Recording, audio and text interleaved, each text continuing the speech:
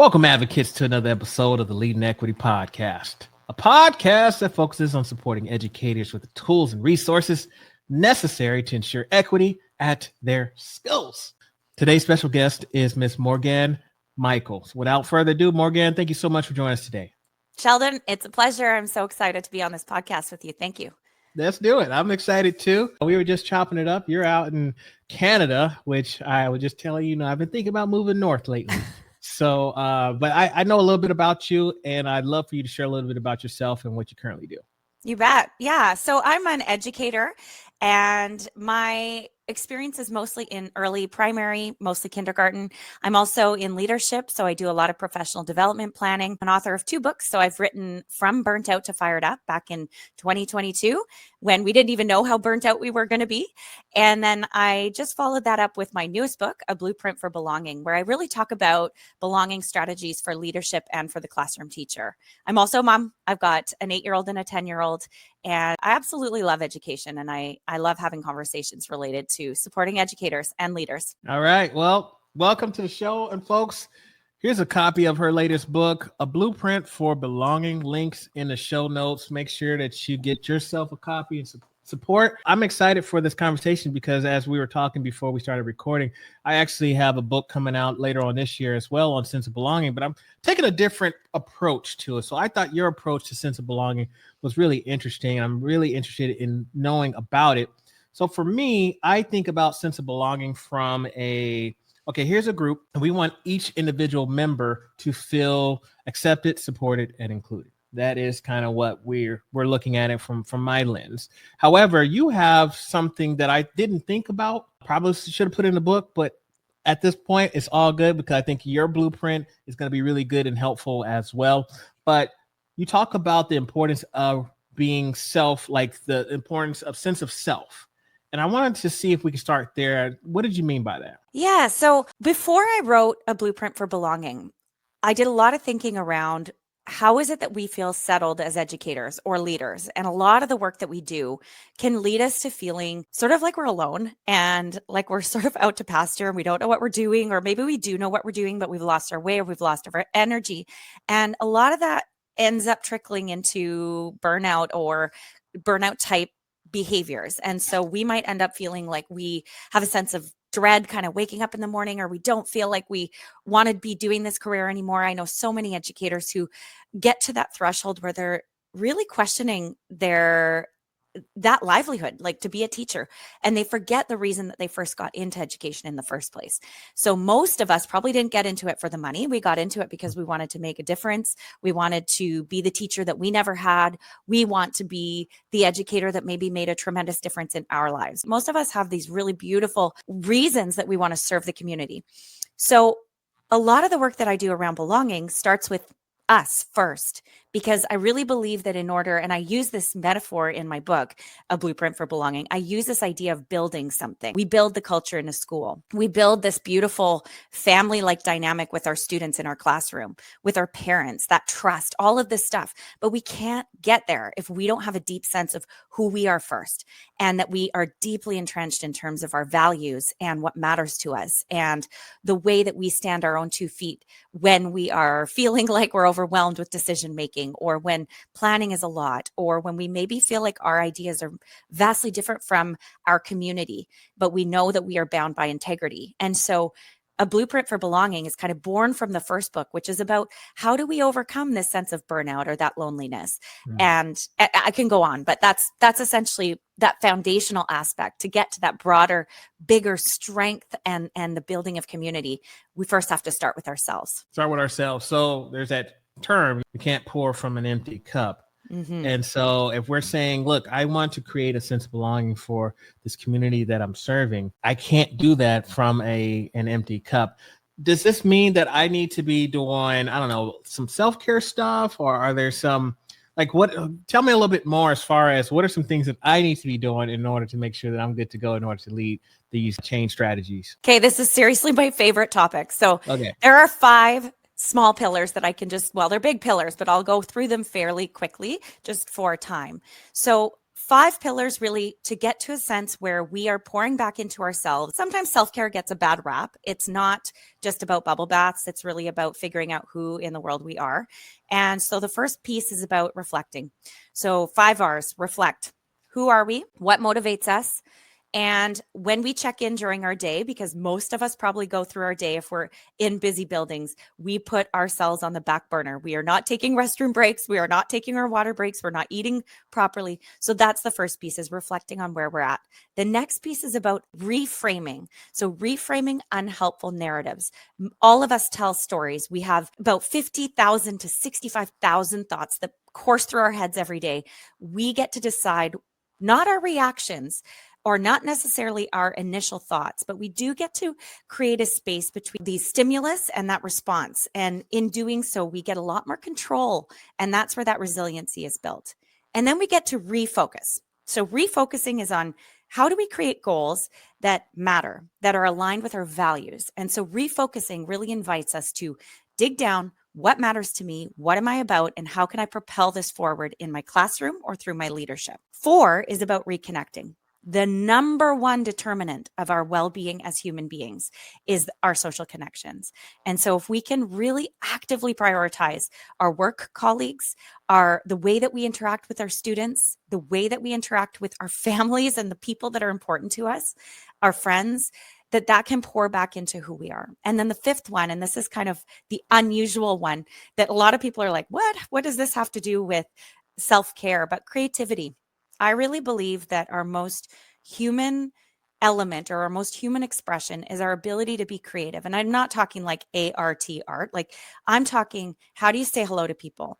Are you intentional with the way that you maybe try a new recipe, the way that you take a new route to school because you want to shake things up? So those are essentially the 5 pillars. And from there, then we can create this beautiful, robust community. Now, are these like in order? Like first step is reflect, and then I end with creativity, or do they go in different orders? Yeah, it's kind of a choose your own adventure. I usually, when I do workshops and seminars, I do a lot of keynotes for people all over North America. And I usually start in a linear sequential fashion because most of us like to learn that way. But my book is really something that you can crack open in the middle and go, does this serve me or not? The other thing as an educator too, is that there's nothing more annoying to me, and probably you're the same, than going to a professional development seminar and coming out and being like, well, that was interesting and there was a lot of good theory, but I got nothing that I can use on Monday. This book and Blueprint for Belonging has actionable toolbox strategies that you can open, you can use. There's instructions on how to do it, whether it's journaling exercises, whether it's actual classroom activities. And it's very clear. So yeah. Okay. You seem very passionate about sense of belonging. Mhm. What's the backstory? Was there a time for you that, like, what brought you to wanting to not only maybe do the research, but also be able to provide information and a blueprint for other individuals? Thank you for asking this. We all have big stories, but I think the thing that primarily made me want to be a teacher is 2 things. One, I was born in France and I didn't speak English when I came to Canada. And I moved from this rural small town in France when I was 4.5 years old, flew over to Canada with my family, and I didn't speak any English at all. And it was this rural little island of about 5,000 people, and they didn't speak any French. And so there was sort of a misunderstanding, kind of that adjustment period that any student who doesn't know the language kind of has to go through. And talking about these narratives that we create, I got to 2nd grade. And at this point, my ELL teachers had gotten me to a place where I felt fairly competent in English. And I made up this story in my head. And this is the crux of belonging, is if we aren't really helped with that, we will create all sorts of maladaptive stories that prevent us from being part of the group or prevent us from belonging to ourselves. So I told myself the story that French was the reason that I didn't belong, and I needed to denounce myself or denounce French from my life. I stopped speaking French at the age of 8 completely. I said, I'm not going to be part of that. And I think a lot of people will remove themselves from their cultures or feel like they need to assimilate in order to be part of the group. And I remember that feeling of loneliness and feeling like I needed a reason to attribute to that feeling. And so I sort of blamed French. Full circle, I ended up being a teacher. And at the beginning of my career, about 20 years ago, there weren't jobs. And I live in Canada and the second language is actually French. And of course, where were the jobs but French immersion? So full Mm. circle at about 23 years old, I became a French immersion teacher and I taught French immersion for about 10 years. So I think in many ways, life kind of handed me these cards and it taught me that actually that very thing that I had rejected as part of my identity became a lifeline in many ways. So that's one of the reasons. I have more, and I speak to a beloved teacher, Mr. Graham, who made a huge impact on my life when I was struggling through some identity things. My home life was not ideal when I was younger and going through school. And so he was a really huge part of creating community and belonging for me. And we remained friends after high school, and he was just a very, very dear friend. And so that's also a piece as well as having that amazing inspiration in terms of teachers too. So your own person, thank you for sharing, by the way. Mm-hmm. Your own personal story, starting off, you said moving to Canada at the age of 4, and going to I don't know, identity where it's like French is not something I want to hold on to. I'm going to go with what everything else is so I can fit in. But then full circle, you ended up coming back to French. And that was something that was important to you, or still is important to you. Thank you. That makes a lot of sense. And it's got me thinking, because a conversation when it comes to sense of belonging, assimilation does pop up a lot. Mm-hmm.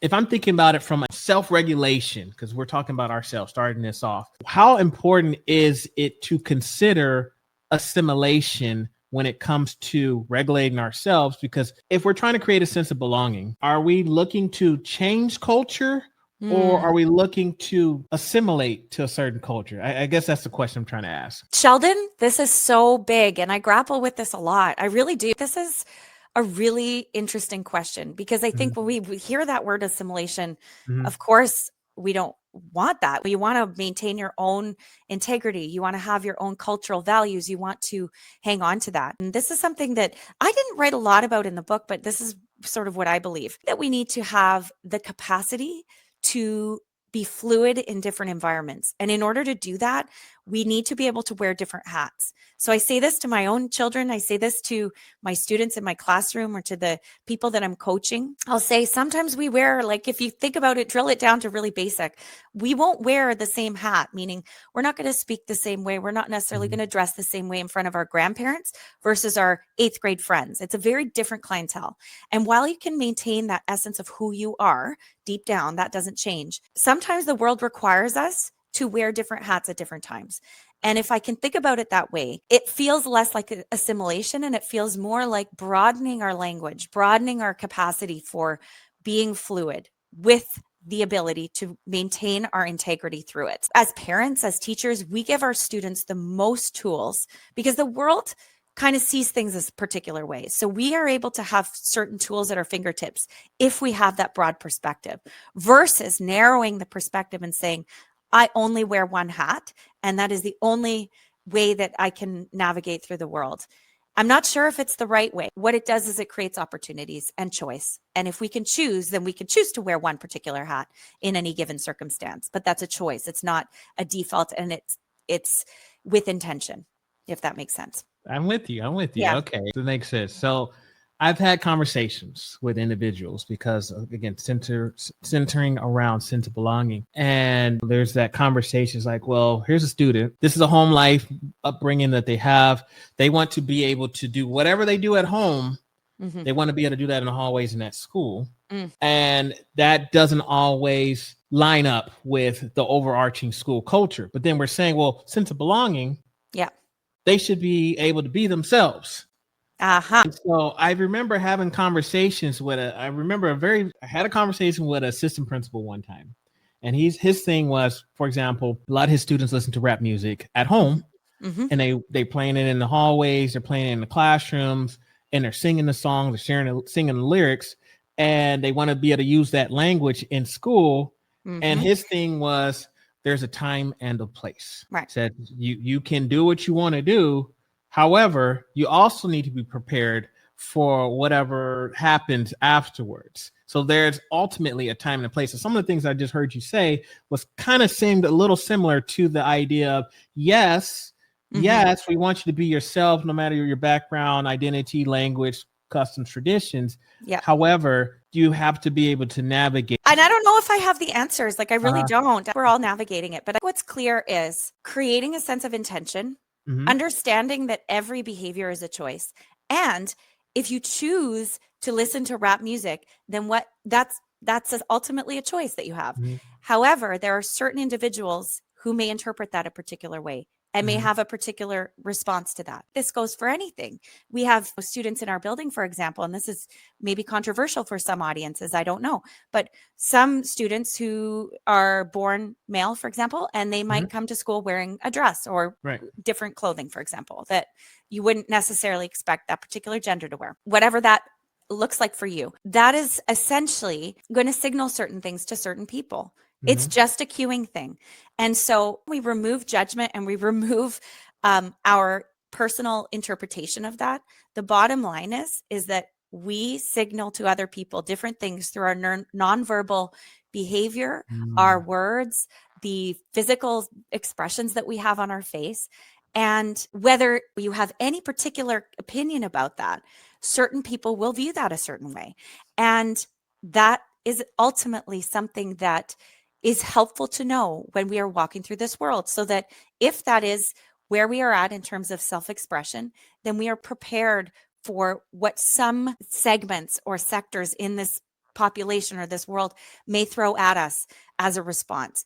And just understanding that is half of it. I tell my daughter, for example, when you have like a resting bothered face, or you look at your friends, you have two ways that you can interact with them as a 10-year-old. You can greet them in the morning, look them in the eye for 2 seconds, give them a smile, and then that's it. Or just say a quick hello with an open palm. And that signals openness. That signals, I want to start this conversation. Another way that you might choose to do that is to look down, is to not initiate conversation, is to kind of have a physical wall up between you two. And that's going to signal an entirely different vibe from you. And then your friend or your table partner is going to then respond in turn with whatever you're kind of putting back. We have this, and this is something I talk about in the book. We have this vulnerability cycle that signals trust.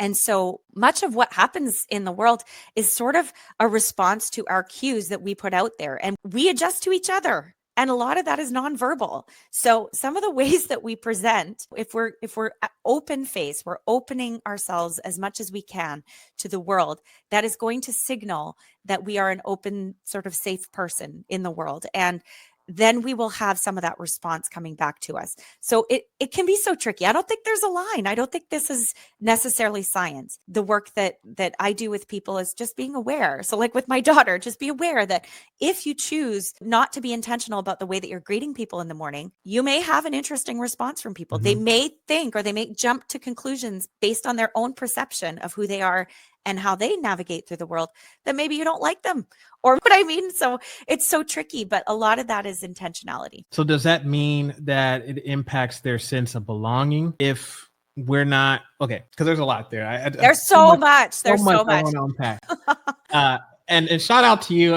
When you said resting bothered face, I almost started laughing because I've never heard it referred to that way. I've heard it referred other ways. Yes.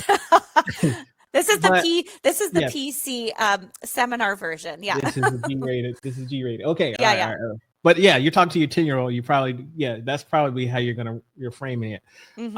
One piece that stands out, what I heard you say, was talking about the nonverbal approval. So sometimes when we think about how a student is navigating a school, and we think about, oh, well, is this accepting? Are we embracing, or are we acknowledging this person, or validating this individual's identity? Let's just call it identity, whatever that looks like. But there's those cues that we might be doing unintentionally. Yep. That is creating or not enhancing the sense of belonging that we're striving for. So we might say, well, I don't have a problem with how this individual comes to school, however they're dressed or whatever they got going on. That doesn't bother me. I don't care. However, were your arms crossed when you saw? Did you make a scowl on your face when you initially saw them? Did that student receive the message that they really are welcomed within the school when they walked in, or did you provide some sort of nonverbal cues that showed your disapproval? So maybe you didn't say anything, but your actions spoke something else. Exactly. And I think that's the piece that if we can teach our students and we can teach our colleagues, we can teach our leaders just a little bit about that nonverbal, like you said, the recognition. And some of that is really simple. It can be in the head nod. It can be instead of crossing Hmm. your arms, or in a parent teacher, potentially conflictual conversation. Maybe you have a student who's done something wrong. You've asked the parents to come in. If you're a leader, or a teacher, maybe don't put a table in between you. It Hmm. signals separation. It signals conflict. The only time that we are really face to face like that is if we're going to kiss, actually, is what the research says, or we're going to have a fight. And so when you're toe to toe with someone face to face like that, those are sort of the two circumstances. So it already just there, the room setup can create a sense of animosity. So instead, what about tilting yourself to a 45-degree angle and kind of being on the corner of that table instead? That creates a whole other dynamic. I've coached leaders to say, for some of those one-on-one meetings that can be tricky with other educators, why don't you go for a walk? And being shoulder to shoulder with someone can be a lot easier to have those difficult conversations versus face to face. Just simple cues like that can make a tremendous difference on how comfortable someone feels. And when someone feels like you genuinely care about them, and this is the matrix of trust, right? The three things: you genuinely care about them, and you have their best interest in mind. So that's benevolence. The second one is competence. So you build trust by truly showing up for your students, truly showing up for your staff. And then the third piece is integrity. Do you say what you mean? And do you do what you say? And those three things can create a sense of trust. And when somebody trusts you, a lot can get done. Like, some amazing things can happen. And there can be a lot of flex and flow, but trust is that key to building belonging. And you can't really build trust with people if you don't know yourself first. You kind of need to know what you're about.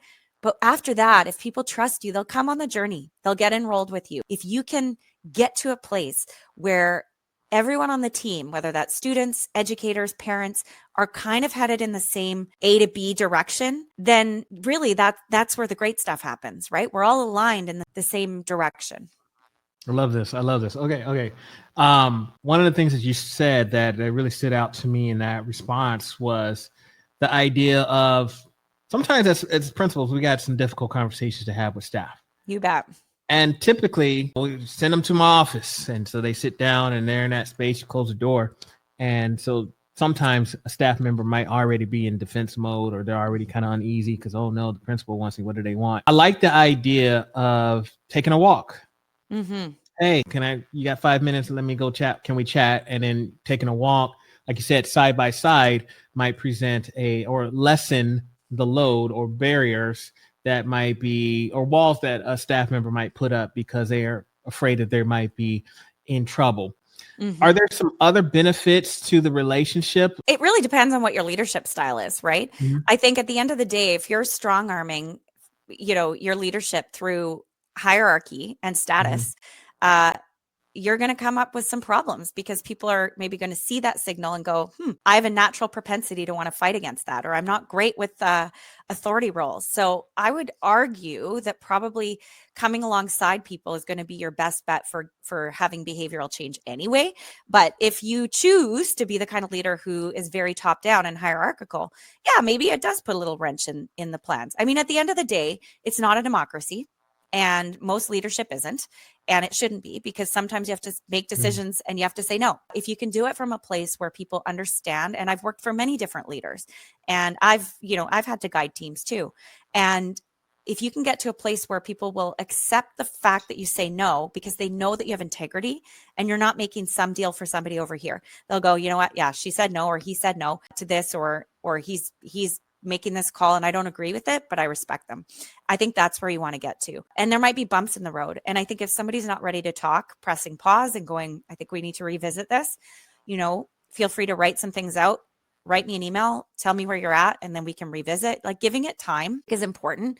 People get into a sense of fight or flight, and that's an ugly place to be. You can't have a conversation with someone when they are lashing out, or they're feeling like they maybe have some negative feelings that has them in that cycle of hiding or wanting to blame, or just pause, freeze, can't get their words out. You want to let people get to a place where they can really process.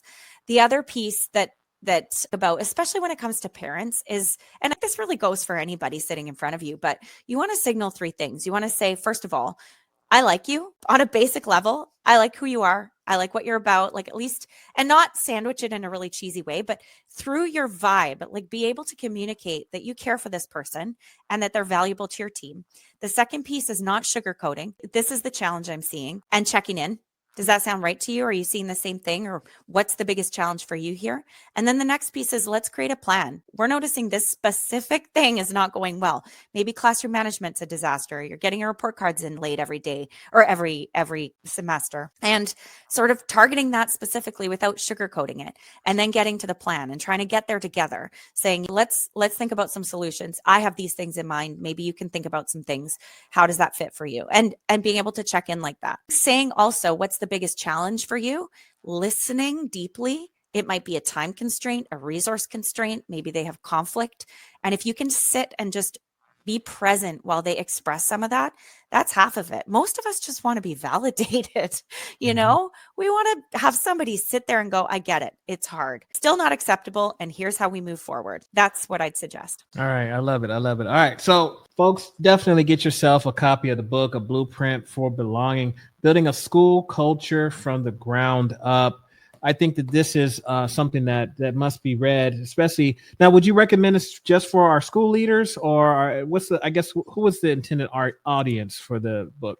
I'm so glad you asked that. Okay, so I wrote this with two audience types in mind. So first was the educator who says, okay, I read your first book, but now I want to translate a lot of these things to my classroom. So in each chapter, I have a toolbox specifically for classroom teachers.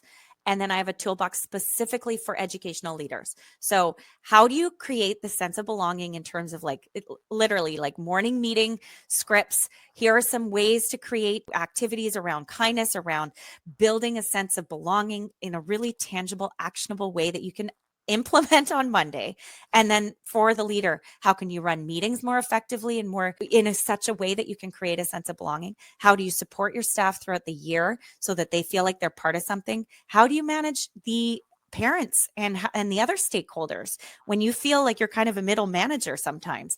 And so there are probably, I don't even know, probably over 30 toolbox strategies for both groups. Just very action-packed and a lot of tangible strategies. Love it. All right. Well, I'll tell you what, I've learned a lot and I enjoyed the conversation about sense of belonging. Like I said, we took a different angle than what I've been researching. So I found yours very refreshing and I'm excited to dig into the book. But I'd love for you to share one final word of advice to our listeners out there. Oh, thank you. We need to simplify to amplify. With this current world, the way that it is, we are bombarded by information, strategies, looking at bigger, better deal over here on Instagram, who's doing better bulletin boards on Pinterest. We need to get down to brass tacks. What matters in education are those people in front of us. We show up with a caring, benevolent spirit, and we do our very best every day to push forward the learning in the way that we know is best practice. Comparing is not going to help us. We need to create and carve out time for ourselves so that we can replenish in order to be that very present educator or leader. And in doing so, that's how we compound learning and connection and ultimately get to that place of belonging. So I'd say that's my advice for people. All right. Ultimately get to that place of belonging. Mm-hmm. If we have some folks that want to connect with you, what's the best way to reach you online? Yes, thanks for this. So morganemichael.com, MorganeMichael is my website. And I have everything there, including links to the books, speaking, all sorts of things. And I always love to hear from people. So feel free to email me. Morgane, it's been a pleasure. Thank you so much for joining us today. Sheldon, this was so much fun. Thank you for the conversation and some of those great questions.